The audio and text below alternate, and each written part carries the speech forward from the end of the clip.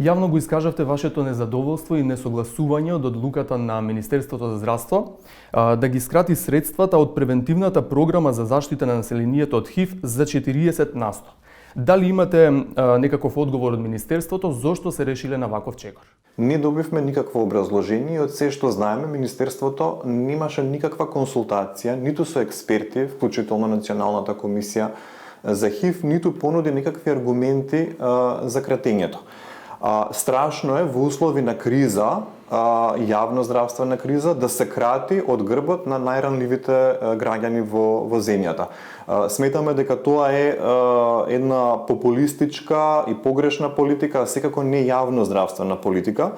Исто така, веруваме дека овој чекор на некој начин е насочен и против граѓанскиот сектор, бидејќи преку овие активности, всушност, националниот одговор кон ХИВ се потпира токму на трудот на 15 на граѓански организации широм земјава, чија што работа и функционирање сега се загрозува покрај тоа што е загрозен јавно-здравствениот аспект во справувањето со оваа епидемија. Да не заборавиме, епидемијата на ХИВ е се уште една од активните пандемии во светот, а и кај нас.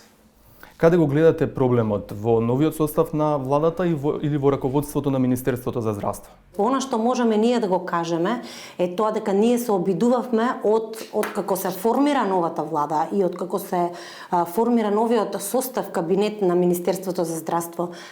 Ние се обидувавме постојано да оствариме комуникација каква што сме имале предходно со Министерството за здравство, меѓутоа нажалост постојано таа комуникација беше еднострана.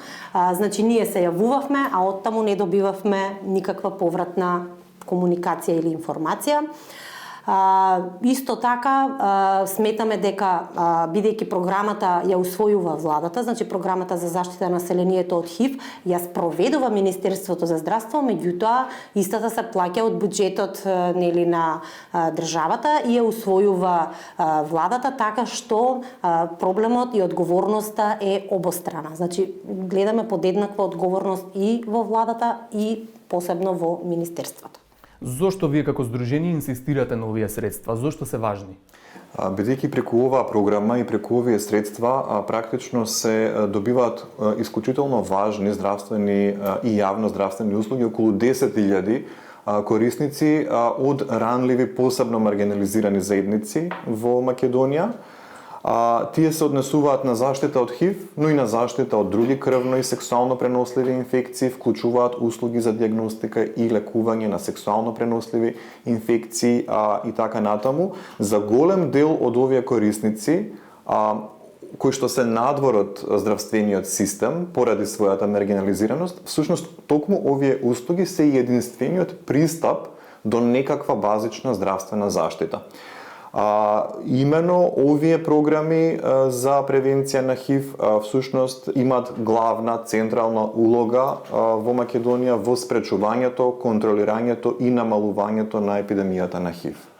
Според вас, какви може да бидат последиците од кратењето на средствата за заштита на населението од ХИВ? Во секој случај тоа ќе доведе до зголемување на бројот на нови инфекции, до зголемување со ХИВ, како и на други сексуално и крвно преносливи инфекции, ќе доведе до зголемен број на смртни случаи.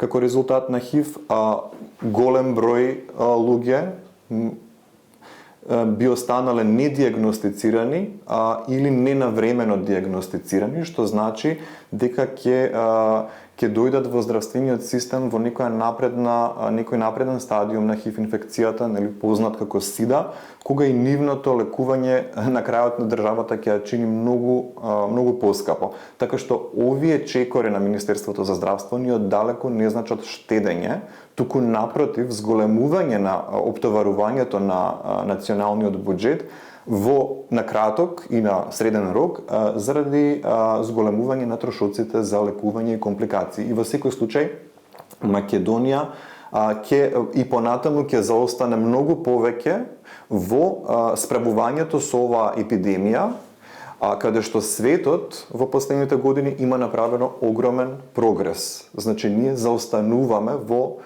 ставањето крај на епидемијата на ХИВ, што е глобална цел до 2025 и 2030 година. Од кога постои оваа програма и дали досега сте се соочиле со слични проблеми?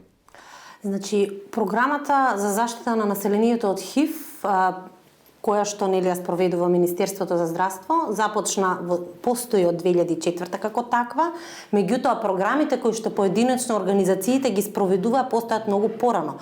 Конкретно програмата за превенција од ХИВ преку намалување на штети од употреба на дроги постои повеќе од 25 години.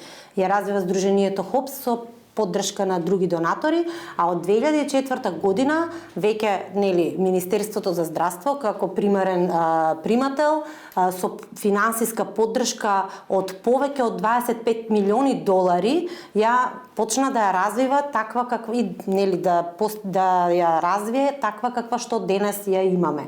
Значи со 14 организации со кои се опфаќаат сите клучни ранливи популации, како луѓе што употребуваат дроги, сексуални работници, МСМ лица и луѓе кои што живеат со ХИВ, како и млади, нели како дел од превентивната програма.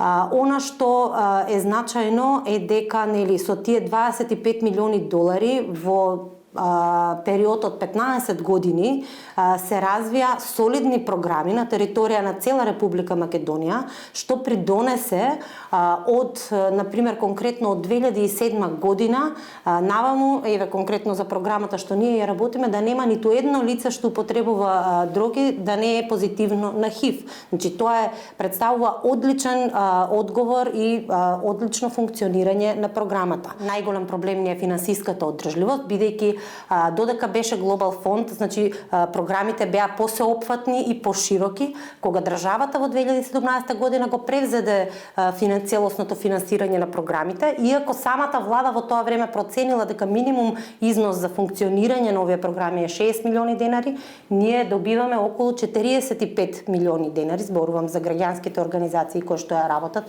превентивната програма, и со тој минимум успевавме 5 години да ги одржиме програмите. Меѓутоа, со ова кратење од 40%, а во некои програми како што е програмата за поддршка на луѓето што живеат со ХИВ и 70%, практично е невозможно да се одржат програмите. Кои би биле вашите следни чекори доколку владата не реагира?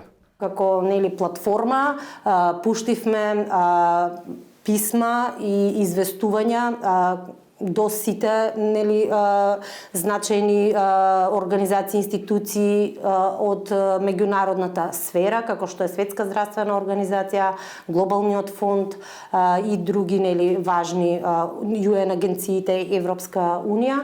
Меѓутоа исто така пуштивме и барање за итен состанок со премиерот на владата на Република Македонија господинот Димитар Ковачевски, надевајќи се дека во овие два преостанати денови додека да истече рокот за аплицирање, ние ќе добиеме барем средба со него за да може да добиеме објаснување и да нели разговараме за нашите конкретни барања. Нашите конкретни барања ги кажавме и на пресот, ќе ги кажем уште еднаш. Итна корекција на огласот на сумата која што е предвидена во усвоената програма од владата за 2022 година, итно решавање преку измени во законите и донесување на подзаконски акти со цел да се институционализира и стандардизира превентивниот одговор на државата. Значи да не зависиме од дискрециона политичка волја секоја година.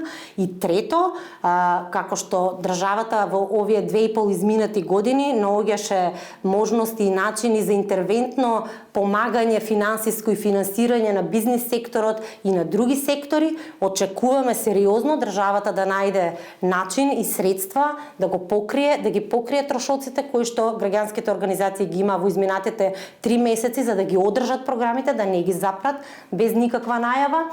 Бидејќи ние сме непрофитни организации, значи ние не сме бизниси, немаме никаков извор на средства, освен тоа што нели го трошиме како грантови и донации.